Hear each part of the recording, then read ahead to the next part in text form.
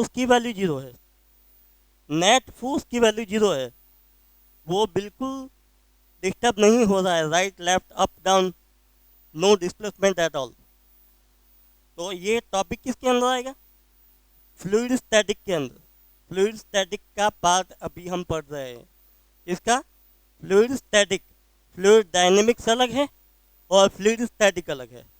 Tester liquid container के ऊपर कितनी वैल्यू का फोर्स प्रेशर एक्सर्ट करेंगे, ये सभी की कैलकुलेशन फ्लूइड स्टैटिक के अंदर आती है। Pressure in an incompressible fluid in equilibrium is same everywhere if the effect of gravity is neglected. अगर ग्रेविटी की इफेक्ट को अगर मैं निगलेक्ट करूंगा तो इनकम्प्रेसिबल फ्लूइड के अंदर अलग अलग जगह पे प्रेशर की वैल्यू सेम आएगी। जैसा कि एक बिकर यहाँ पे इतना लेवल तक पानी भरा है उसके अंदर, अब पानी का बना हुआ यहाँ पे इमेजिनेशन आती है। अल्बर्ट आइंस्टाइन ने बोला था imagination is more powerful than knowledge. Knowledge तो है, imagination is more powerful than knowledge, ऐसा बोला था। नॉलेज वो तो ठीक है, लेकिन जब उसको अप्लाई करने की बारी आएगी तब कुछ इमेजिनेशन करना पड़ेगा, आउट ऑफ द फ्रेम सोचना पड़ेगा। आउट ऑफ द फ्रेम यानी नॉर्मली जो लोग सोचते हैं उससे अलग सा कुछ सोचना पड़ेगा। इतना पानी भरा है तो पानी का एक प्रिज्म एलिमेंट, एक पानी का बना हुआ एक प्रिज्म एलिमेंट सोच रहा हूँ। वर्ड कैसा लग रहा है? वर्ड अजीब सा लग रहा है, लेकिन प्रिज्म है तो तुम ऐसा सोचते हो कि नहीं ग्लास का प्रिज्म, लेकिन ये ग्लास का प्रिज्म यहाँ पे बीच में रखा है। अगर ग्लास का प्रिज्म होगा तो ये साइड ये साइड ये साइड अलग अलग साइड के ऊपर प्रेशर एक्सर्ट होगा ना। कौन एक्सर्ट करेगा? पानी। किसके ऊपर? प्रिज्म की वॉल के ऊपर। लेकिन अब प्रिज्म को माइंड में से हटा दो। अब तुमको सोचना क्या है? ये पानी का बना हुआ एक prism element A B E G, ये सरफेस उसको मैं A1 सरफेस से डिनोट करूंगा। मैंने यहाँ पे उसकी सेपरेट फिगर यहाँ पे प्लॉट की है। दूसरी नीचे की बेस वाली सरफेस BCFE, ये सरफेस बेस वाली, उसके ऊपर A2 वैल्यू का एरिया ऑफ क्रॉस सेक्शन उसका A2 है, अलग एरिया है, और उसके ऊपर ऑल डायरेक्शन में कंप्रेसिव फोर्स काम करेगा। ऑल डायरेक्शन में कंप्रेसिव फोर्स, नाम सुना है ना, कंप्रेसिव फोर्स। इसका पानी का ऑल डायरेक्शन, ये सरफेस के ऊपर, ये सरफेस के ऊपर, ये सरफेस के ऊपर काम करेगा। तो ये जो सरफेस है always area vector always surface की परपेंडिकुलर डायरेक्शन में होता है। तो ये सरफेस की परपेंडिकुलर डायरेक्शन में एरिया वेक्टर आएगा। पानी ये जो सरफेस है उसके ऊपर सरफेस की परपेंडिकुलर डायरेक्शन में, ये डायरेक्शन में फोर्स प्रोवाइड करेगी। कितनी वैल्यू का? फर्स्ट सरफेस के ऊपर पानी, देखो यहाँ पे बार बार मैं पानी बोल रहा हूँ, लेकिन जनरल फॉर्म में तुमको यहाँ पे लिक्विड सोचना है। ये जो लिक्विड है वो परपेंडिकुलर डायरेक्शन में F1 वैल्यू का फोर्स AB सरफेस के ऊपर प्रोवाइड कर रही है। उसका एरिया हमने कितना सोचा है? A1। सपोज इतना A1 एरिया, उसको मैं दो अलग अलग एलिमेंट में सॉल्व करूँगा, एक हॉरिजॉन्टल और दूसरा वर्टिकल। तो यहाँ पे ये वाला एंगल मैंने थीटा सोचा है, तो ये A1 एरिया, तो ये मुझे एलिमेंट मुझे मिलेगा, कंपोनेंट मुझे मिलेगा A1 कॉस थीटा, और ये वाला कंपोनेंट मुझे मिलेगा A1 साइन थीटा। ये सरफेस उसके ऊपर परपेंडिकुलर डायरेक्शन में F1 वैल्यू का फोर्स प्रोड्यूस होगा। अगर ये वाला एंगल मैंने थीटा सोचा है तो ये जेड कंप्लीट हो गया, जेड ये थीटा, तो मुझे कंपल्सरी यहाँ पे थीटा लिखना पड़ेगा, ऑल्टरनेट एंगल।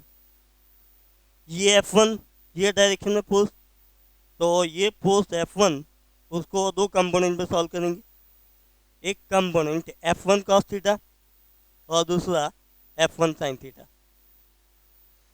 ये BC सरफेस है, उसकी अपवर्ड डायरेक्शन में F2 वैल्यू का फोर्स अपवर्ड डायरेक्शन में काम करेगा, और BC सरफेस की परपेंडिकुलर डायरेक्शन में, डाउनवर्ड डायरेक्शन में, A2 एरिया वेक्टर हमको मिलेगा।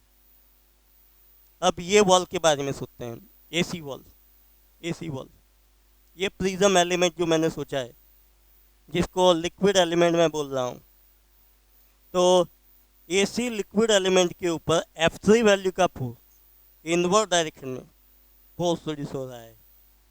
AC सरफेस के ऊपर उसकी परपेंडिकुलर डायरेक्शन में A3 वैल्यू का एरिया वेक्टर उसकी परपेंडिकुलर डायरेक्शन में आएगा। A3 एरिया वेक्टर ये डायरेक्शन में, A2 एरिया वेक्टर ये डायरेक्शन में, A1 एरिया वेक्टर ये सरफेस की परपेंडिकुलर डायरेक्शन में, ये डायरेक्शन में। फिर से रिफर करते हैं, pressure in an incompressible fluid in equilibrium is same everywhere if the effect of gravity is neglected. दो लिमिटेशन है, एक तो ग्रेविटी नेग्लेक्ट कर दी, और दूसरा इनकम्प्रेसिबल फ्लूइड, उसके लिए तुम पास्कल लॉ अप्लाई कर सकते हो, अदरवाइज कंप्रेसिबल लिक्विड फ्लूइड के लिए तुम पास्कल लॉ अप्लाई नहीं कर सकते। मुझे प्रूव करना है कि ये फेस के ऊपर का प्रेशर P1, ये फेस के ऊपर का प्रेशर P2, ये फेस के ऊपर का प्रेशर P3 सेम आ रहा है। Pressure in an incompressible fluid in equilibrium, ये लिक्विड कैसा है? Stationary. In equilibrium liquid stationary है। रिजल्टेंट फोर्स जिसके ऊपर 0 है, is same everywhere if the effect of gravity is neglected. P1 pressure exactly equals to P2 pressure exactly equals to P3 pressure. In equilibrium net force equals to 0 है। Net force equal to 0 कब होगा? यहाँ पे ये figure को फिर से refer करते हैं। ये फिगर को रिफर करेंगे तो ये जो कंपोनेंट है अपवर्ड डायरेक्शन का A1 cos theta component downward direction का A2 कंपोनेंट को बैलेंस करेगा, तब जाके ये पूरी system liquid element, prism liquid element मैंने सोचा है, वो इक्विलिब्रियम पोजीशन के ऊपर आ जाएगा। अगर कोई ऑब्जेक्ट के ऊपर अपवर्ड डायरेक्शन में ज़्यादा फोर्स प्रोड्यूस होता है तो हम क्या बोलते हैं? वो अपवर्ड डायरेक्शन में ऊपर आगे बढ़ता है, लेकिन ये इक्विलिब्रियम में। यहाँ की बात करते हैं, ये जो फोर्स है, सॉरी, ये A1 साइन थीटा कंपोनेंट है, ये A1 साइन थीटा कंपोनेंट है राइट साइड का।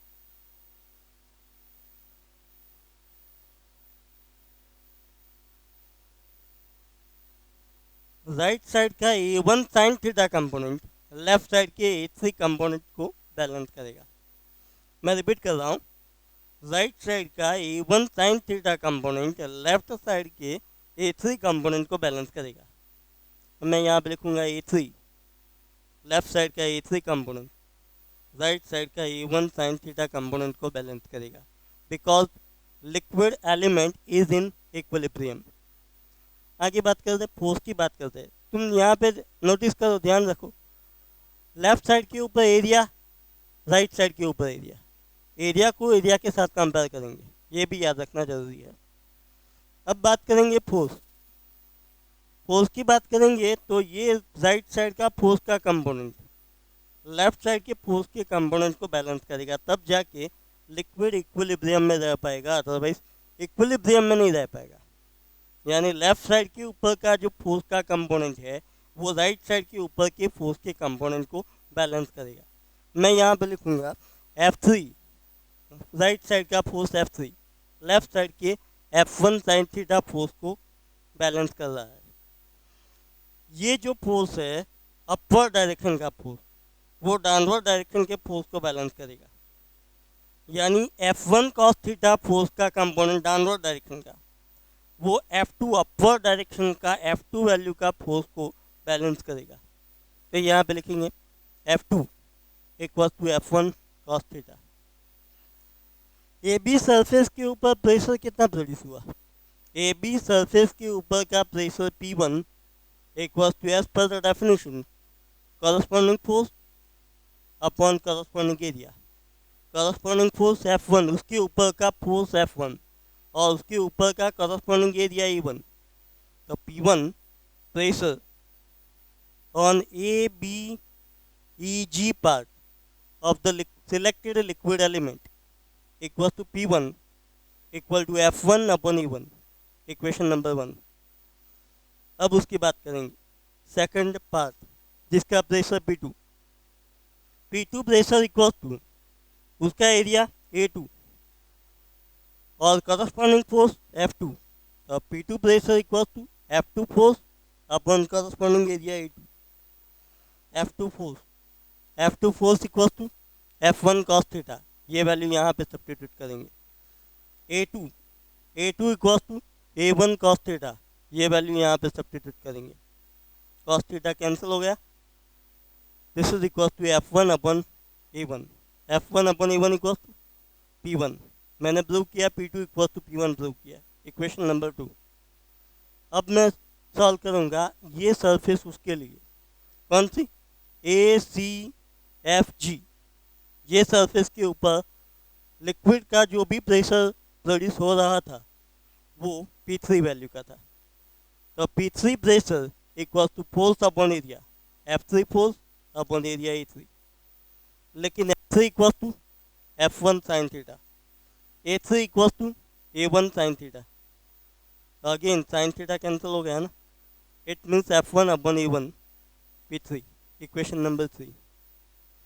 F1 upon A1 P3, F1 upon A1 P2, F1 upon A1 P1। From equation number 3, 2 and 1, P1 pressure ये सरफेस के ऊपर का, P2 प्रेशर ये surface के ऊपर का, P3 प्रेशर लिक्विड का ये सरफेस के ऊपर का प्रेशर, तीनों प्रेशर सेम आ रहा है, ऐसा मैंने प्रूव कर दिया। टाइटल अपना सेंटेंस क्या था, pressure in an incompressible fluid in equilibrium is same everywhere if effect of gravity is neglected. यानी P1, P2 और P3 प्रेशर अलग अलग जगह का है, ये पोर्शन और ये पोर्शन, उसका प्रेशर सेम आ रहा है, ये प्रूव हो गया। State and prove Pascal's law, यहाँ तक लिखते हैं।